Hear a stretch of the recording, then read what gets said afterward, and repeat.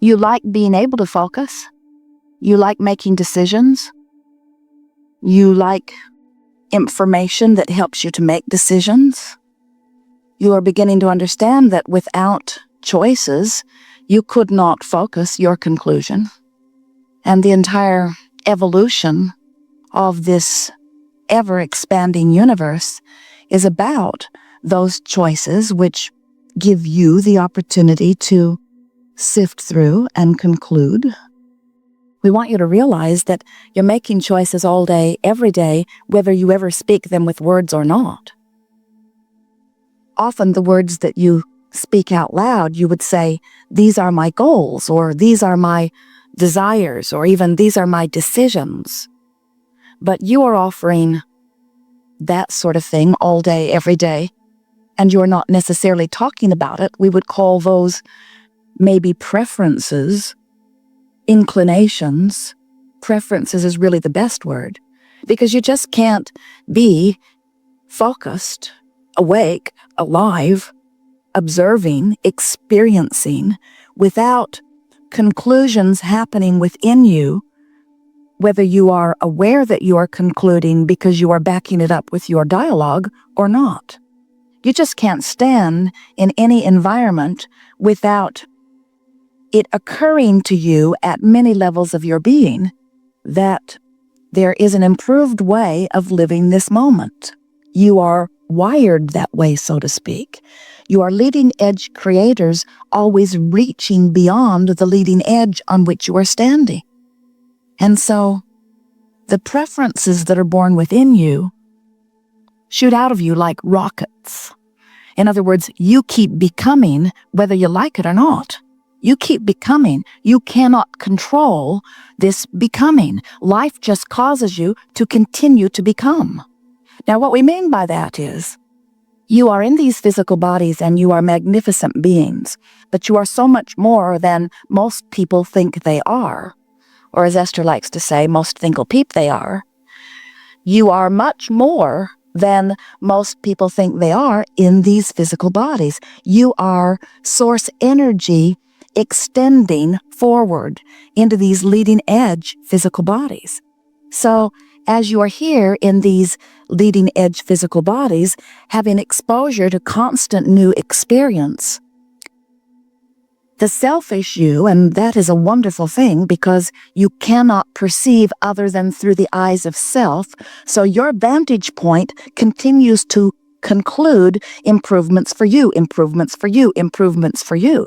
Now, we're saying that to you if you are the one-celled organism. We're saying that to you if you are a cell in a human body. We're saying that to you if you are the human genius being.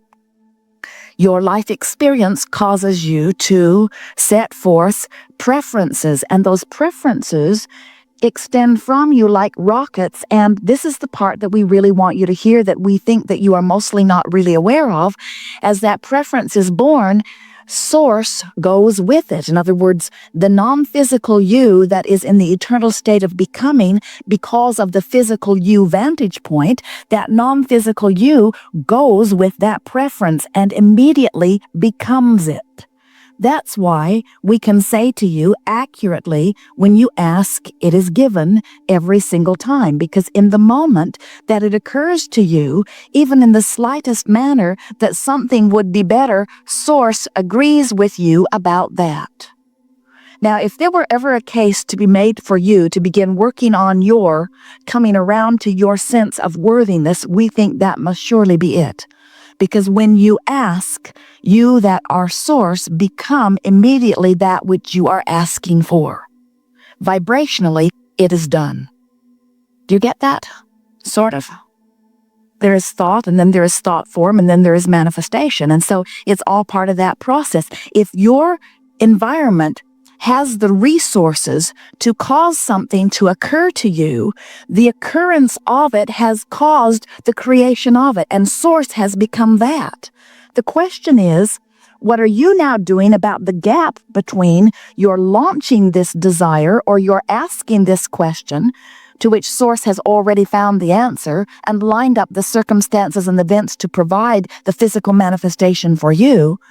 The question that this workshop asks and answers is, what are you doing about closing that vibrational gap? And we also want you to understand that you will never be happy unless you've closed the gap. In other words, you're never satisfied holding yourself back in a long-range way from who you have become. So this is the way it works. This is a big picture. You are non-physical energy. You are mind. You are consciousness. You are source. You are soul. You are good. You are worthy. And you want more life in a physical body because it's fun. You want the deliciousness of the leading edge experience. So you project yourself into a physical body, delighted with the contrast that you know will provide the basis for the new ideas that will occur to you. And you know that you're going to be mixing it up with a lot of other creators, so you know it's going to be a very fertile ground of creating. So splat, in you come. Welcome to planet Earth. And as you come forth into this physical body, you are immediately surrounded by an environment that causes you, from your selfish, the only perspective that you have, point of view, to offer preferences. And as the preference extends from you or exudes from you, shoots out of you like a rocket, Source says, you ought to know, you're the one standing there. Who better to know what would be best for you than you standing there in the middle of it? So you ought to know. Yes, it is done. Immediately when you ask, it is given every single time.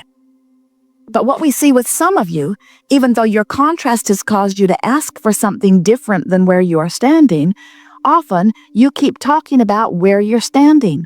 So you hold yourself without meaning to in vibrational accord with the contrast that caused the desire to be born, rather than going as Source does, right into vibrational alignment with the desire. Jerry and Esther have navigational systems in their vehicles, 3 different ones now. But they all work on the same premise where, because of the satellites in the sky and the contraptions in the vehicles, the system understands where they are.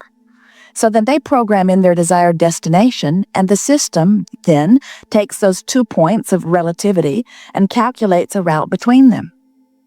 The system only wants to know, where are you in relationship to where you want to be? Or even better said, where do you want to be in relationship to where you are?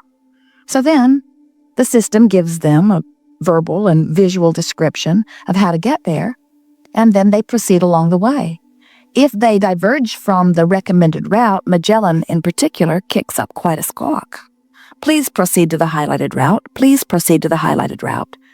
If they really get carried away from their route, Magellan says, when possible, make a legal U-turn. Because it is clear from these 2 points of vibrational relativity that they are not on their way to where they said they wanted to be.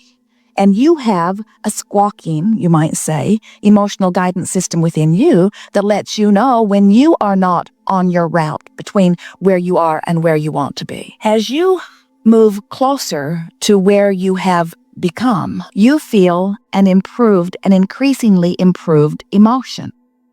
Because as you move away from what is not wanted, you release resistance. And as you move toward what is wanted, you affect allowing. In other words, allowing of who you have become or disallowing of who you have become. Allowing your alignment with Source, resisting your alignment with Source. And the emotions that are within you are clear, accurate indicators of that. So your emotional guidance system is based upon 2 points of vibrational relativity. Where am I in relationship with who I have really become? And before you leave this gathering here today, we want it to be very clear to you, if you are wanting to understand it, that once life has caused you to become something more than you are, you've got to keep up to speed with it, or you feel unfulfilled. You feel frustrated. You feel like something's out of whack. In other words, you can't hold back. You must continue to let yourself be who you have become. Now, it's not essential. It's not important for your worthiness. In other words, you could hold yourself apart from the magnificent being you are constantly becoming and live a life of despair or grief or anger. And when you croak, you'll move right into alignment with who you are. In other words, you're not going to die and then be held in a place of negative emotion forevermore because you didn't make the jump. The discomfort happens in the moment of the misalignment. And as you allow yourself to move up this emotional scale, you feel better and better and better. The emotional scale on the end where you're allowing the alignment feels wonderful. It feels like clarity. It feels like passion. It feels like enthusiasm. But on the end of the scale where you are not allowing the alignment as much, on the far end of it, you feel grief or despair. As you move up the scale, you feel revenge or rage or anger. And as you continue to move up, you begin to feel pessimism, maybe even hopefulness, optimism, belief, and then finally knowing. The thing that we most want you to hear is that when you make the effort to move in the direction of Source, you feel increasingly better. And the most important thing that we want you to hear that we do not think you are quite hearing yet is that once life has caused you to become this, that part of you, which, friends, is far and away the largest part of you, it is the dominant part of you, it is a source energy part of you, that part of you who has become more because of your exposure to contrast is now calling you toward allowing yourself to fully recognize what you have defined through your contrasting experience that you prefer. Source is calling you. And when you answer the call of Source, you have improvement in the way you feel. When you hear Source saying, come this way, we want you to understand that it is you using your guidance system and moving in the direction of becoming who you really are. We also want you to understand that very often when you are in a fit of anger, you are not doing something wrong. You're on your way to who you are. In other words, do you understand that if you're in despair, Source is calling you toward your bliss, toward your joy. But if you're in despair, you can't hear the blissful call. So do you know what call you're hearing? The angry call. But it's still Source. It's still Source saying anger is a step in the right direction toward the frustration, which is an even stronger step in the right direction, to hoping, which is an even stronger step in the right direction, to believing, which is an even stronger step in the right direction, to knowing, which is there, you see. We see you. You are teachers to the very core of your being. Room full of teachers, of teachers, of teachers, of teachers. That's what this family of Abraham is really all about. And we see you, even though most of you who come to these gatherings, the low end of your scale averages around overwhelmment and frustration. And the high end of your scale is up there in bliss and joy and appreciation. And you don't move much below that very often. You can, but you don't stay there long. And so, for most of you, it's very easy for you to dive into one of the processes that we or someone has offered that helps you to move easily up the emotional scale as you leave resistance behind. But you are teachers sometimes of people who are nowhere near frustration. They'd give anything to have a life like that. They are in deep despair. They're in fear. They're in trauma. They truly feel as if they are victims. And so, we're wanting to give you some insight into how to coach some of these people up the emotional scale.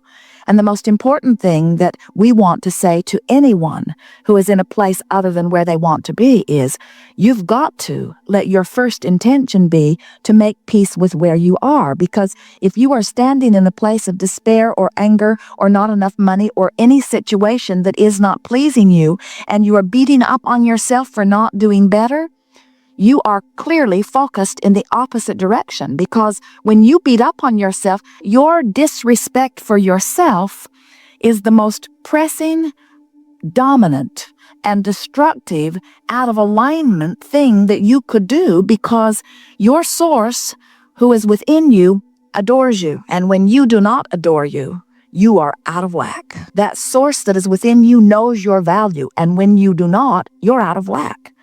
That Source that is within you is so confident of the perfection of your beingness that when you ask, it is given. Source does not say, well, now let's think this over. You might not be asking for the right thing. Source knows that nobody could ask better than you.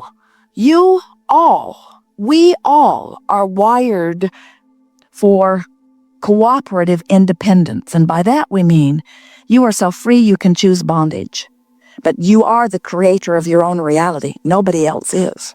And it is a personal, very individual, very individual determination to make your deliberate trek up this emotional scale that will bring you into the power that you were born with and into the power that is natural to you.